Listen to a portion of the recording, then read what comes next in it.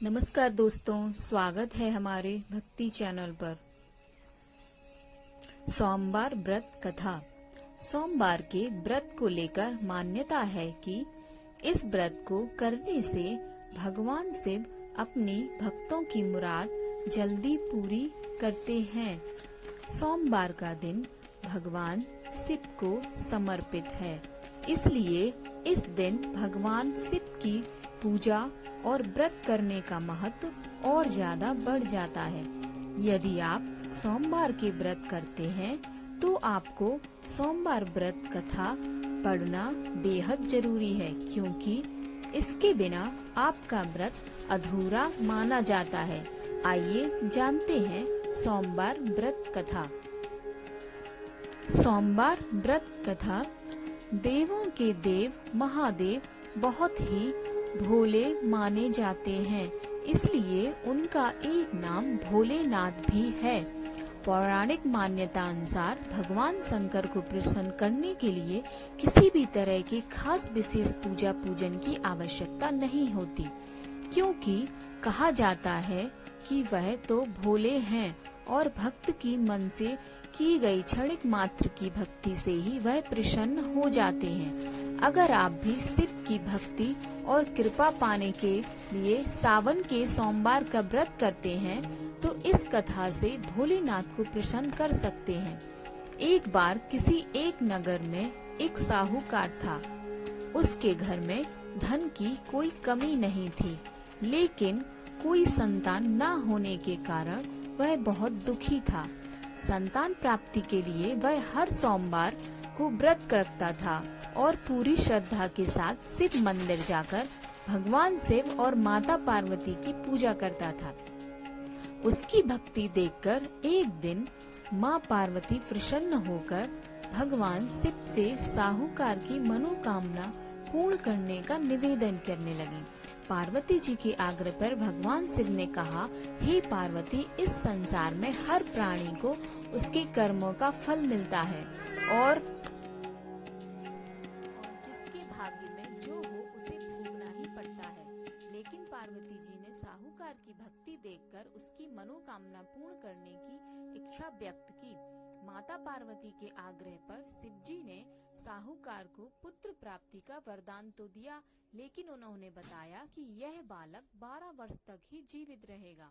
माता पार्वती और भगवान शिव की बातचीत को साहूकार सुन रहा था, इसलिए उसे ना तो इस बात की खुशी थी और ना ही दुख। वह पहले की भांति शिव जी की पूजा करता रहा।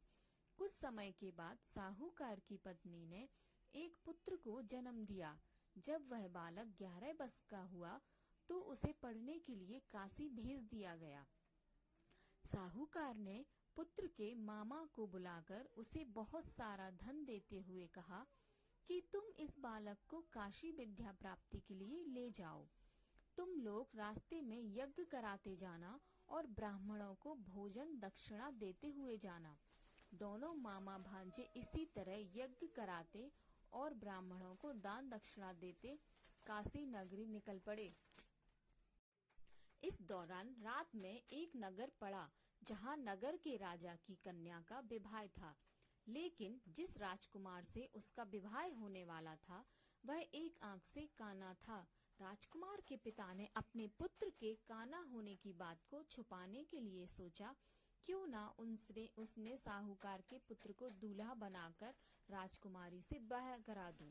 विवाह के बाद इसको धन देकर विदा कर दूंगा और राजकुमारी को अपने नगर ले जाऊंगा। लड़के को दूल्हे के वस्त्र पहनाकर राजकुमारी से विवाह करा दिया गया। साहूकार का पुत्र ईमानदार था, उसे यह बात सही नहीं लगी, इसलिए उसने अवसर पाकर राजकुमारी के दुपट्टे पर लिखा कि तुम्हारा विवाह तो मेरे साथ हुआ है, लेकिन जिस राजकुमार के संग तुम्हें भेजा जाएगा वह एक आंख से काना है। मैं तो काशी पढ़ने जा रहा हूँ। जब राजकुमारी ने चुन्नी पर लिखी बातें पढ़ी तो उसने अपने माता पिता को यह बात बताई। राजा ने अपनी पुत्री को विदा नहीं किया, फिर बारात वापस चली गई।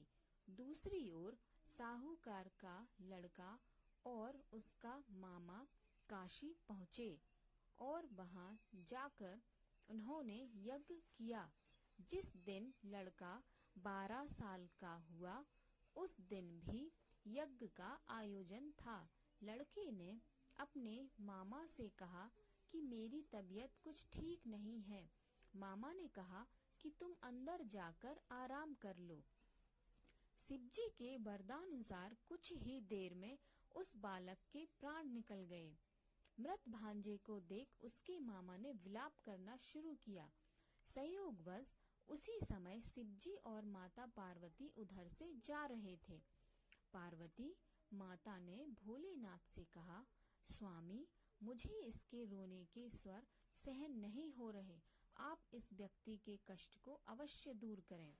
जब शिवजी मृत बालक के समीप गए तो वह बोले कि यह उसी साहूकार का पुत्र है जिसे मैंने 12 वर्ष की आयु का वरदान दिया था।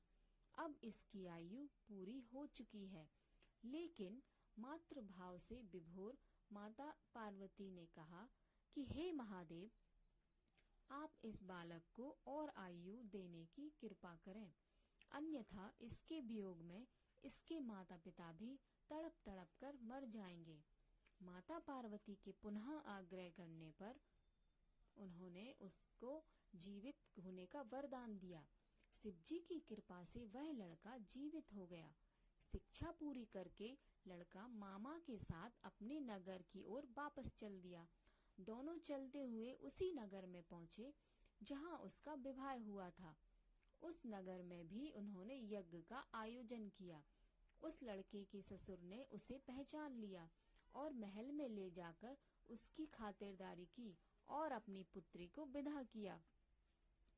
इधर साहूकार और उसकी पत्नी भूखे प्यासे रहकर बेटे की प्रतीक्षा कर रहे थे। उन्होंने प्रण कर रखा था कि यदि उन्हें अपने बेटे की मृत्यु का समाचार मिला तो वह भी प्राण त्याग देंगे। परंतु अपने बेटे के जीवित होने का समाचार पाकर वह बेहद प्रसन्न हुए। उसी रात भगवान शिव ने साहूकार के स्वप्न में आकर कहा, हे श्रेष्ठी, मैंने तेरे सोमवार के व्रत करने और व्रत कथा सुनने से प्रसन्न होकर तेरे पुत्र को लंबी आयु प्रदान की है। इसी प्रकार जो कोई सोमवार व्रत करता है या कथा सुनता है, उसकी सारी मनोकामनाएं पूर्ण होती हैं। धन्यवाद।